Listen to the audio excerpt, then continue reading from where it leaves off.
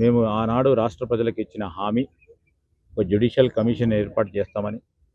Judicial commission ఏర్పాటు చేసిన తర్వాత వారు ఇచ్చిన నివేదిక ద్వారా ఇంకా కూడా మరి విషయాలు పూర్తి స్థాయిలో లోతుగా అధ్యయనం చేయడానికి ఈరోజు సిబిఐకి ఇవ్వాలని ప్రభుత్వం మరి బాహటంగా బహిరంగంగా కూడా ఒక చర్చ పెట్టి అసెంబ్లీలో అందరు సభ్యులకు అవకాశం ఇచ్చి కాళేశ్వరం ప్రాజెక్టుకు సంబంధించిన అవకతవకల విషయంలో అవకాశం ఇచ్చి ఒక నిర్ణయం తీసుకున్నది. పీసీ ఘోష్ గారి నివేదిక ఉందో మీరందరూ కూడా స్పష్టంగా మీ చేతిలో కూడా ఉంది.